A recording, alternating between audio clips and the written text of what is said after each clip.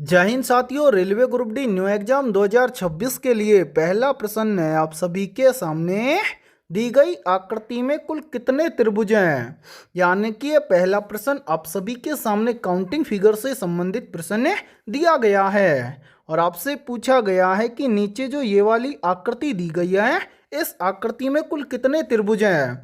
तो इस टाइप के प्रश्न को आप एग्जाम में देखते ही मात्र 2 से 3 सेकंड में कैसे सोल्व करेंगे तो वो देखिए जब भी इस टाइप का प्रश्न आपको एग्जाम में दिया जाए तो आपको क्या करना है। सबसे पहले आपके सामने जो भी आकृति दी जाए उस आकृति के अंदर आपको सबसे पहले सिंगल फलक वाले त्रिभुजों को काउंट करना है। जैसे यहाँ पर देखिए मेरे भाई, यहाँ पर देखिए एक त्रिभुज है ये, दूसरा त्रिभुज है ये, तीसरा त्रिभुज है ये, चौथा त्रिभुज है ये, पांचवा त्रिभुज है ये, छठा त्रिभुज है ये, सातवां त्रिभुज है ये, आठवां त्रिभुज है ये, 9 नंबर त्रिभुज है ये और 10वां त्रिभुज है ये। यानी कि सिंगल फलक वाले कितने त्रिभुज हैं? 10 त्रिभुज हैं। अब इसी के साथ में हम क्या करेंगे, डबल फलक वाले त्रिभुजों को काउंट करेंगे। तो यहाँ पर ध्यान से देखिए, यहाँ पर देखिए त्रिभुज नंबर 1 और इस खाली जगह को यहाँ से यहाँ तक मिलाएंगे तो एक त्रिभुज बन जाएगा ये। इसी के साथ में देखिए त्रिभुज नंबर 2 और इस खाली जगह को यहाँ से यहाँ तक मिलाएंगे तो एक त्रिभुज बन जाएगा ये।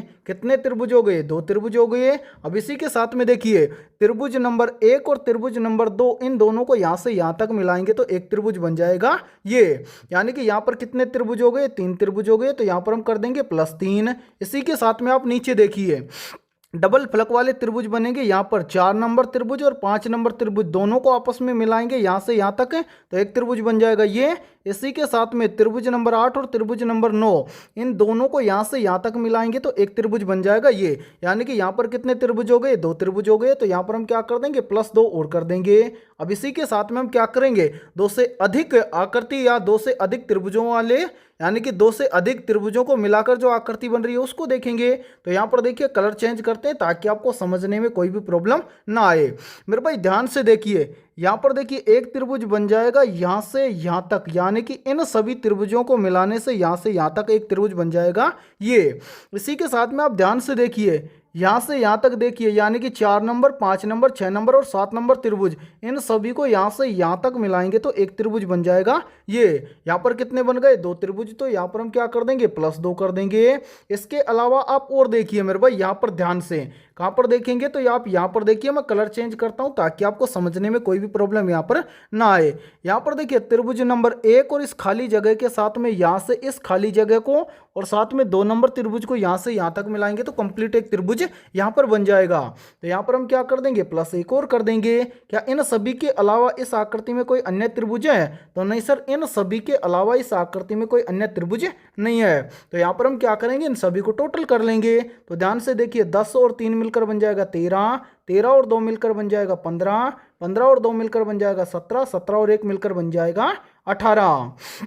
यानी कि हमारे सामने जो ये वाली आकृति दी गई है इस आकृति में कुल त्रिभुजों की संख्या है 18। अब हमें देखना है कि 18 किसी ऑप्शन में दिया गया है। तो हाँ सर, 18 हमें दिया गया है ऑप्शन सी के अंदर है। तो पहले प्रश्न के अंदर ऑप्शन सी हो जाएगा सभी का करेक्ट आंसर है।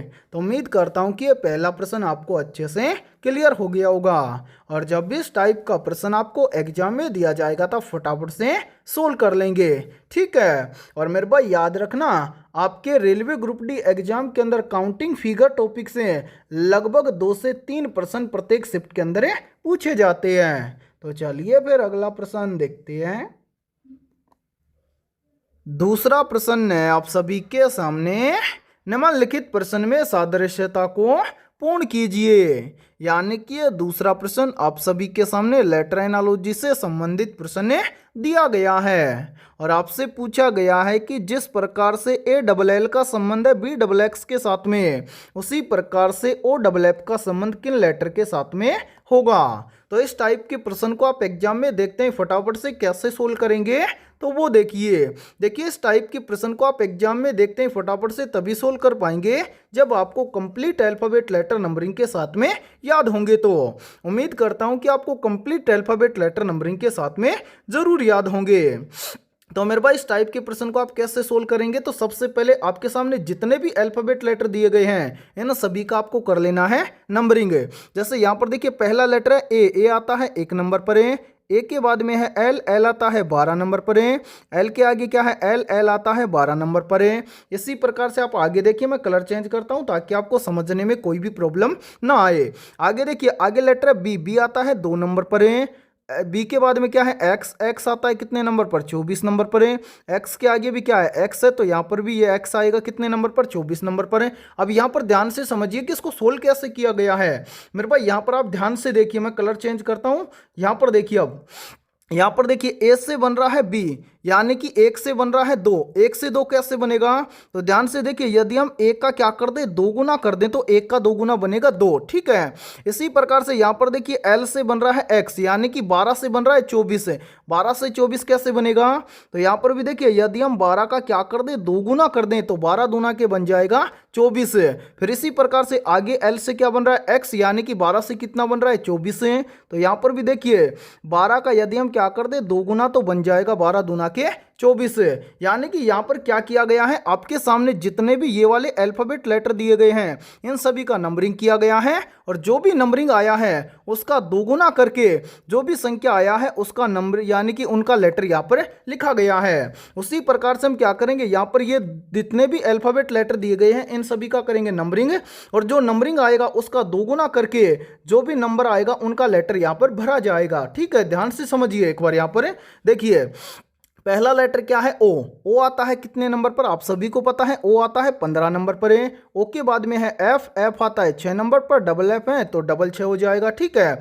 अब इसी प्रकार से यहाँ पर देखिए ओ से यहाँ पर लेटर ज्ञात करेंगे, तो यहाँ पर सबसे पहले क्या हुआ है दो गुना, तो यहाँ पर ओ आता है 15 नंबर पर, 15 का दो गुना करेंगे तो बन जाएगा 15 दूना के 30, जबकि लेटर होते हैं कितने 26 है। मेरे भाई एक बात आप हमेशा याद रखना, 26 से ज़्यादा संख्या आए तो आपको क्या करना है 26 से वापस से लेटर शुरू करना है। जैसे यहाँ पर देखिए लेटर होते हैं 26, ठीक है, 26 पर आता है जेड, तो 26 के आगे लेटर यानी कि नंबर स्टार्ट करिए 27 से, उसके बाद में 28, उसके बाद में 29, उसके बाद में 30। थोड़ा सा समझिए, यहाँ पर देखिए जेड के बाद में वापस लेटर शुरू होंगे 27 पर ए, 28 पर बी, 29 पर क्या आएगा सी, और 30 नंबर पर आ जाएगा डी, यानी कि यहां पर पहला लेटर भरा जाएगा डी, ठीक है। इसी प्रकार से एफ है, एफ से लेटर ज्ञात करेंगे, तो यहाँ पर 2 नंबर पर भी क्या हुआ है दो गुना, तो यहाँ पर है एफ का दो गुना, यानी कि एफ आता है 6 नंबर पर, 6 का भी क्या करेंगे दो गुना करेंगे, तो 6 का दो गुना कितना होता है, 6 का दो गुना आप सभी को पता है 12 होता है। 12 नंबर पर अल्फाबेट लेटर आता है एल, तो यहाँ पर भरेंगे एल। इसी प्रकार से क्या बच गया, लास्ट में एक एफ और बच गया, एफ से भी यहाँ पर ज्ञात करेंगे, यहाँ पर भी क्या है 6, तो लास्ट में भी क्या किया गया है दो गुना, तो 6 का यहाँ पर दो गुना करेंगे तो 6 का दो गुना कितना बनेगा 12। 12 नंबर पर लेटर आता है एल, तो यहाँ पर हम लेटर भरेंगे एल, यानी कि इस प्रश्नवाचक चिन्ह के स्थान पर डी डबल एल लेटर भरे जाएंगे। अब हमें देखना है कि डी डबल एल किसी ऑप्शन के अंदर दिया गया है, तो हाँ सर डी डबल एल ये लेटर में दिए गए हैं ऑप्शन बी के अंदर है, तो दूसरे प्रश्न के अंदर ऑप्शन बी हो जाएगा सभी का करेक्ट आंसर है। तो उम्मीद करता हूं कि जब भी इस टाइप का प्रश्न आपको एग्जाम में दिया जाएगा तो आप फटाफट से सोल्व कर लेंगे, ठीक है। और इसी के साथ में देखिए आप सभी के लिए बहुत ही इंपॉर्टेंट सूचना है, यदि आप पहली बार के अंदर railway group D new exam 2026 को क्रैक करना चाहते हैं तो हमने आपके railway group D new exam 2026 के लिए ऑल सब्जेक्ट यानी कि GK, GS, science, mathematics, reasoning, computer और करंट अफेयर्स के ऊपर ऑल टॉपिक्स के ऊपर करीब 25,000 प्लस रामबाण क्वेश्चनों का मास्टर पीडीएफ सेट तैयार किया है। और जितने भी अभ्यर्थी कंप्लीट मास्टर पीडीएफ सेट लेना चाहते हैं तो वो सभी अभ्यर्थी हमारे इस व्हाट्सएप नंबर पर कॉन्टैक्ट करके इस कंप्लीट मास्टर पीडीएफ सेट को ले सकते हैं। व्हाट्सएप नंबर है 7374826893। ये हमारा कॉलिंग नंबर और व्हाट्सएप नंबर दोनों है, तो इस नंबर पर आप कांटेक्ट करके इस कंप्लीट मास्टर पीडीएफ सेट को ले सकते हैं। और मेरे भाई इस कंप्लीट मास्टर पीडीएफ सेट की प्राइस हमने रखी है मात्र और मात्र 99 रुपये, यानी कि ये कंप्लीट मास्टर पीडीएफ सेट आपको मिलने वाला है मात्र और मात्र 99 रुपये की फीस के अंदर है। और इस कंप्लीट मास्टर पीडीएफ सेट के अलावा आपको बिल्कुल फ्री के अंदर 15 प्रैक्टिस सेट भी दिए जाएंगे। और यदि आप इन 15 प्रैक्टिस सेट को अच्छे से लगा लेते हैं तो आपको ये पता चल जाएगा कि रेलवे ग्रुप डी एग्जाम के अंदर किस लेवल के क्वेश्चन पूछे जाते हैं। और इस कंप्लीट मास्टर पीडीएफ सेट को भी आप अच्छे से तैयार कर लेना, क्योंकि आपके एग्जाम में ज़्यादातर क्वेश्चन इसी मास्टर पीडीएफ सेट से आपको देखने को मिलेंगे, ठीक है। तो चलिए फिर अगला प्रश्न देखते हैं। तीसरा प्रश्न है आप सभी के सामने, दी गई श्रृंखला में लुप्त संख्या ज्ञात कीजिए। यानी कि ये तीसरा प्रश्न आप सभी के सामने सीरीज से संबंधित प्रश्न दिया गया है और आपसे पूछा गया है कि इस सीरीज में इस प्रश्नवाचक चिन्ह के स्थान पर कौन सी संख्या आएगी। तो इस टाइप के प्रश्न को आप कैसे सोल्व करेंगे तो वो देखिए बहुत ही सिंपल तरीका होता है सीरीज वाले प्रश्न को एग्जाम में सोल्व करना। कैसे? जब भी आपको सीरीज से संबंधित प्रश्न दिया जाए तो आपको सबसे पहले ये देखना है कि सीरीज में आपको क्या क्या दिया गया है। तो ध्यान से देखिए, सीरीज में सबसे पहले दिया गया है 28, 28 के बाद में दिया गया है 35, 35 के बाद में दिया गया है 49 और 49 के बाद में आपसे पूछा गया है कि इस प्रश्नवाचक चिन्ह के स्थान पर कौन सी संख्या आएगी। तो यहाँ पर ध्यान से देखिए सीरीज को किस प्रकार से सोल्व किया गया है। यहाँ पर देखिए सीरीज में सबसे पहले दिया गया है 28, 28 से कितना बन रहा है 35, 28 से 35 कैसे बनेगा। तो यहाँ पर देखिए यदि हम 28 में क्या कर दें +7 कर दें तो 28 और 7 मिलकर बन जाएगा 35। फिर देखिए 35 से कितना बन रहा है 49, 35 से 49 कैसे बनेगा। तो यहाँ पर भी देखिए यदि हम 35 में क्या कर दें +14 कर दें तो 35 और 14 मिलकर बन जाएगा 49। अब इसी प्रकार आपसे पूछा गया है कि 49 से इस प्रश्नवाचक चिन्ह के स्थान पर कौन सी संख्या आएगी। तो मेरे पास इस प्रश्न चिन्ह की वैल्यू ज्ञात करने से पहले नीचे जितनी भी संख्याएं आई हैं इन सभी संख्याओं को ध्यान से देखिए और पता लगाइए यहाँ पर क्या हुआ है। तो ध्यान से देखिए सबसे पहले क्या हुआ +7, उसके बाद में +14, सभी में प्लस हो रहा है तो आगे भी क्या होगा प्लस होगा। कितना प्लस होगा वो देखिए 7 से कितना बन रहा है 14, 7 से 14 कैसे बन रहा है तो 7 के अंदर +7 कर देंगे तो 7 और 7 मिलकर बन जाएगा 14। अब इसी प्रकार 14 से अगली संख्या निकालने के लिए हम क्या करेंगे 14 में भी +7 कर देंगे तो 14 और 7 मिलकर बन जाएगा 21। अब हमें क्या करना है प्रश्न चिन्ह की वैल्यू ज्ञात करनी है। तो प्रश्न चिन्ह की वैल्यू हमें ज्ञात हो जाएगी कैसे, यदि हम 49 के अंदर क्या कर दें +21 कर दें तो इस प्रश्न चिन्ह की वैल्यू हमें ज्ञात हो जाएगी। तो ध्यान से देखिए 49 के अंदर क्या कर देंगे +21 कर देंगे तो 49 और 21 मिलकर बन जाएगा 70 यानी कि प्रश्नवाचक चिन्ह के स्थान पर संख्या भरी जाएगी 70। अब हमें देखना है कि 70 किसी ऑप्शन में दिया गया है तो आंसर 17 में दिया गया है ऑप्शन बी के अंदर है। तो तीसरे प्रश्न के अंदर ऑप्शन बी हो जाएगा सभी का करेक्ट आंसर है। तो उम्मीद करता हूं कि जब भी आपको एग्जाम के अंदर सीरीज से संबंधित प्रश्न दिया जाएगा तो आप फटाफट से सोल्व कर लेंगे। तो चलिए फिर अगला प्रश्न देखते हैं। चौथा प्रश्न है आप सभी के सामने, निम्नलिखित श्रृंखला में प्रश्न चिन्ह के स्थान पर कौन सी संख्या होगी। यानी कि ये चौथा प्रश्न आप सभी के सामने सीरीज से संबंधित प्रश्न दिया गया है और आपसे पूछा गया है कि इस सीरीज में इस प्रश्नवाचक चिन्ह के स्थान पर कौन सी संख्या आएगी। तो मेरे भाई सीरीज को सोल्व करने से पहले काफ़ी स्टूडेंट ये बोलते हैं कि सर इस लेवल के क्वेश्चन क्या ग्रुप डी एग्जाम के अंदर आते हैं। तो हाँ मेरे भाई इसी टाइप के प्रश्न आपके रेलवे ग्रुप डी एग्जाम के अंदर पूछे जाते हैं। तो जल्दी से एक काम कीजिए, इस क्लास को रोकिए और अपने स्तर से इस सीरीज को सोल्व करके इस प्रश्न चिन्ह की वैल्यू फटाफट से कॉमेंट सेक्शन के अंदर कॉमेंट करके बताइए। तो उम्मीद करता हूँ कि आपने इस प्रश्न को जरूर सोल्व किया होगा। तो आइए देखते हैं कि आपका आंसर क्या आया है। तो मैंने आपको काफ़ी बार बताया है कि सीरीज वाले प्रश्न को हम एग्जाम में कैसे सोल्व करेंगे।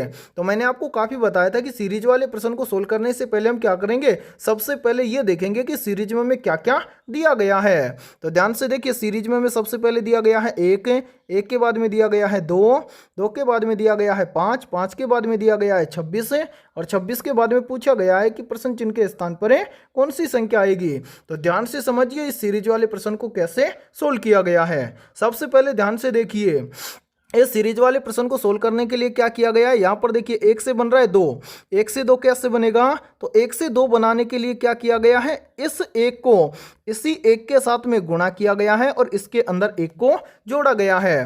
तो यहाँ पर देखिए 1 का गुणा 1 के साथ में करेंगे बनेगा 1 और 1 के अंदर 1 को ऐड करेंगे तो बन जाएगा 2। अब इसी प्रकार से आगे देखिए 2 से कितना बन रहा है 5, तो 2 से 5 कैसे बनेगा। तो यहाँ पर देखिए 2 से 5 बनाने के लिए क्या किया गया है, 2 को इसी 2 के साथ में क्या किया गया है, गुणा किया गया है और इसके अंदर 1 को ऐड किया गया है। तो ध्यान से देखिए 2 का 2 गुना करेंगे बन जाएगा 4, 4 के अंदर +1 करेंगे तो बन जाएगा 5। इसी प्रकार से आगे देखिए 5 से कितना बन रहा है 26 से, 5 से 26 कैसे बनेगा।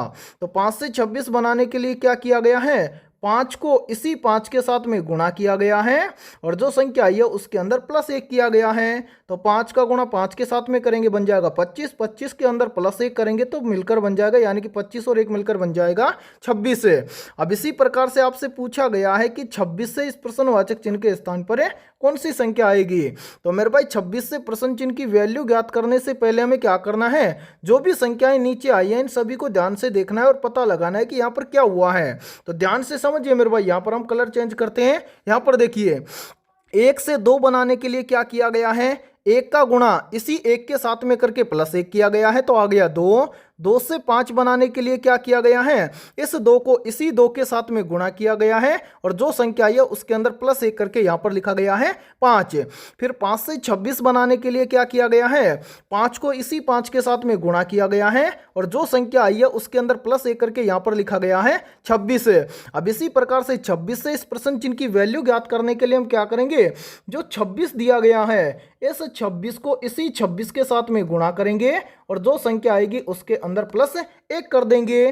तो 26 का गुणा 26 के साथ में करेंगे तो यहाँ पर आ जाएगा 676, ठीक है। और 676 के अंदर इस 1 को ऐड कर देंगे तो 676 और 1 मिलकर बन जाएगा 677, यानी कि इस प्रश्नवाचक चिन्ह के स्थान पर संख्या भरी जाएगी 677। अब हमें देखना है कि संख्या 677 किसी ऑप्शन में दी गई है, तो आंसर है संख्या 677 में दी गई है, ऑप्शन है बी के अंदर है। तो चौथे प्रश्न के अंदर ऑप्शन बी हो जाएगा सभी का करेक्ट आंसर है। तो उम्मीद करता हूं कि जब भी इस टाइप का प्रश्न आपको एग्जाम में दिया जाएगा तो आप फटाफट से सोल्व कर लेंगे। और यदि आपको किसी भी प्रश्न के अंदर कोई भी डाउट हो तो आप उस प्रश्न के बारे में कमेंट सेक्शन के अंदर पूछ सकते हैं, ठीक है। तो चलिए फिर अगला प्रश्न देखते हैं। 5वां प्रश्न है आप सभी के सामने, स्तनधारी, कुत्ता और मनुष्य, इन तीनों शब्दों के लिए आपको इन चारों में से सही वेन डायग्राम चुनना है। यानी कि ये 5वां प्रश्न आप सभी के सामने वेन डायग्राम से संबंधित प्रश्न दिया गया है और आपसे पूछा गया है कि स्तनधारी, कुत्ता और मनुष्य, इन तीनों शब्दों के लिए 100% सही वेन डायग्राम किस प्रकार का बनेगा। तो वेन डायग्राम से संबंधित प्रश्न को आप एग्जाम में देखते हैं फटाफट से कैसे सोल्व करेंगे, तो वो देखिए आपको जब भी एग्जाम के अंदर वेन डायग्राम से संबंधित प्रश्न दिया जाए तो आपको क्या करना है, सबसे पहले जिन शब्दों से आपको वेन डायग्राम तैयार करना है उन शब्दों के बीच में आपको देखना है रिलेशन। जैसे यहाँ पर देखिए सबसे पहले हम देखेंगे स्तनधारी और कुत्ता, क्या इन दोनों के बीच में कोई रिलेशन है, तो हाँ सर इन दोनों के बीच में रिलेशन है। क्या रिलेशन है, तो जितने भी कुत्ते होते हैं वो सभी आते हैं किसके अंदर, स्तनधारी के अंदर, ठीक है। इसी प्रकार से हम क्या करेंगे, स्तनधारी और मनुष्य इन दोनों के बीच में रिलेशन देखेंगे। तो क्या स्तनधारी और मनुष्य के बीच में कोई रिलेशन है, तो हाँ सर मनुष्य और स्तनधारी के बीच में भी रिलेशन है। क्या रिलेशन है, तो जितने भी मनुष्य हैं वो सभी भी किसके अंदर आते हैं, स्तनधारी के अंदर आते हैं। अब यहाँ पर हम रिलेशन देखेंगे कुत्ता और मनुष्य दोनों के बीच में, तो क्या कुत्ता और मनुष्य इन दोनों के बीच में कोई रिलेशन है, तो नहीं सर कुत्ता और मनुष्य के बीच में कोई भी रिलेशन नहीं है। यानी कि इतना हमें पता चल गया। वेन डायग्राम कैसे तैयार करेंगे वो देखिए, यहाँ पर सबसे पहले कॉमन शब्द है स्तनधारी, तो यहाँ पर हम क्या करेंगे, पहला आरेख बनाएंगे स्तनधारी के लिए। फिर उसके बाद में क्या है, कुत्ता और मनुष्य है, तो यहाँ पर देखिए कुत्ता क्या है, स्तनधारी है, मनुष्य भी क्या है, स्तनधारी है। यानी कि दोनों कुत्ता और मनुष्य किसके अंदर आएंगे, स्तनधारी के आरेख के अंदर आएंगे। कुत्ता और मनुष्य का आपस में कोई रिलेशन नहीं है, यानी कि दोनों अलग अलग हैं, तो दोनों क्या रहेंगे, अलग अलग रहेंगे। तो यहाँ पर देखिए स्तनधारी का आरेख ये है, इसके अंदर दूसरा आरेख आ जाएगा किसके लिए, कुत्ता के लिए, और तीसरा आरेख आ जाएगा मनुष्य के लिए, और दोनों क्या हैं, अलग अलग हैं। यानी कि आपका स्तनधारी, कुत्ता और मनुष्य तीनों के लिए 100% सही वेन डायग्राम बनेगा इस प्रकार का। अब आपको देखना है कि इस प्रकार का वेन डायग्राम किसी ऑप्शन में दिया गया है, तो हाँ सर इस प्रकार का वेन डायग्राम में दिया गया है, ऑप्शन बी के अंदर है। तो 5वें प्रश्न के अंदर ऑप्शन बी हो जाएगा सभी का करेक्ट आंसर है। तो उम्मीद करता हूं कि जब भी इस टाइप का प्रश्न आपको एग्जाम में दिया जाएगा तो आप फटाफट से सोल्व कर लेंगे, ठीक है। तो चलिए फिर अगला प्रश्न देखते हैं। 6ठा प्रश्न है आप सभी के सामने, निम्न माध्यम में ध्वनि का वेग सर्वाधिक है। या फिर देखिए इसी प्रश्न को एग्जाम के अंदर घुमाकर ऐसे भी पूछ लिया जाता है। प्रश्न पूछा जाता है कि निम्नलिखित में से किस माध्यम में ध्वनि का वेग सर्वाधिक होता है। तो यहाँ पर देखिए इन चारों में से करेक्ट आंसर हो जाएगा सभी का ऑप्शन है डी। जो ठोस धातु माध्यम है इसके अंदर ध्वनि का वेग सर्वाधिक होता है। तो छठे प्रश्न के अंदर करेक्ट आंसर हो जाएगा सभी का ऑप्शन है डी। और मेरे भाई ये प्रश्न बहुत ही इंपॉर्टेंट प्रश्न है क्योंकि ये प्रश्न आरआरबी ग्रुप डी एग्जाम 2025 के अंदर पूछा गया प्रश्न है। तो चलिए फिर अगला प्रश्न देखते हैं। सातवां प्रश्न है आप सभी के सामने, श्वेत कोयला किसे कहा जाता है? ऑप्शन ए है यूरेनियम को, ऑप्शन बी है बर्फ को, ऑप्शन सी है विद्युत को और ऑप्शन डी है हीरा को। तो यहाँ पर देखिए इन चारों में से करेक्ट आंसर हो जाएगा सभी का ऑप्शन है सी। श्वेत कोयला कहा जाता है विद्युत को। तो सातवें प्रश्न के अंदर करेक्ट आंसर हो जाएगा सभी का ऑप्शन है सी। तो चलिए फिर अगला प्रश्न देखते हैं। आठवां प्रश्न है आप सभी के सामने, भारत के पार्लियामेंट का उद्घाटन किस वर्ष हुआ था? तो यहाँ पर देखिए इन चारों में से करेक्ट आंसर हो जाएगा सभी का ऑप्शन है डी। भारत के पार्लियामेंट का उद्घाटन हुआ था वर्ष 1927 में। तो आठवें प्रश्न के अंदर करेक्ट आंसर हो जाएगा सभी का ऑप्शन है डी। तो चलिए फिर अगला प्रश्न देखते हैं। नौवां प्रश्न है आप सभी के सामने, कठोर स्टील में होता है। मेरे भाई मोस्ट इंपोर्टेंट प्रश्न है ये, और ये प्रश्न आरआरबी ग्रुप डी एग्जाम 2022 के अंदर पूछा गया प्रश्न है। प्रश्न पूछा गया था कि कठोर स्टील में होता है। तो यहाँ पर देखिए चारों में से करेक्ट आंसर हो जाएगा सभी का ऑप्शन है बी। कठोर स्टील में क्या होता है? तो मेरे भाई कठोर स्टील में 0.5 से 1.5% कार्बन होता है। तो नौवे प्रश्न के अंदर करेक्ट आंसर हो जाएगा सभी का ऑप्शन है बी। तो चलिए फिर अगला प्रश्न देखते हैं। 10वां प्रश्न है आप सभी के सामने, भारतीय संविधान का कौन सा अनुच्छेद राष्ट्रपति को लोकसभा भंग करने की शक्ति प्रदान करता है? मेरे भाई वेरी वेरी इंपॉर्टेंट प्रश्न है ये, और इस प्रश्न पर आप स्टार जरूर लगा लेना क्योंकि ये प्रश्न इस बार एग्जाम के अंदर 100% पूछा जाएगा। तो यहाँ पर देखिए इन चारों में से करेक्ट आंसर हो जाएगा सभी का ऑप्शन है सी। भारतीय संविधान का अनुच्छेद 85 राष्ट्रपति को लोकसभा भंग करने की शक्ति प्रदान करता है। तो 10वें प्रश्न के अंदर करेक्ट आंसर हो जाएगा सभी का ऑप्शन है सी। और मेरे भाई यहाँ पर देखिए यदि ये क्लास आपको पसंद आ रही है तो जल्दी से एक बार इस क्लास को लाइक कर दीजिए, और यदि आप हमारे इस YouTube चैनल से पहली बार जुड़े हैं तो इस YouTube चैनल को कर लीजिए सब्सक्राइब और बेल आइकन को प्रेस करना ताकि ऐसी शानदार क्लास का नोटिफिकेशन आपको सबसे पहले देखने को मिले। तो चलिए फिर अगला प्रश्न देखते हैं। 11वां प्रश्न है आप सभी के सामने, देवी माता की पूजा संबंधित है। ऑप्शन ए है आर्य सभ्यता के साथ है, ऑप्शन बी है सिंधु घाटी सभ्यता के साथ है, ऑप्शन सी है मेसोपोटामिया सभ्यता के साथ है और ऑप्शन डी है उत्तर वैदिक सभ्यता के साथ है। तो राइट आंसर हो जाएगा सभी का ऑप्शन है बी। देवी माता की पूजा संबंधित है सिंधु घाटी सभ्यता के साथ है।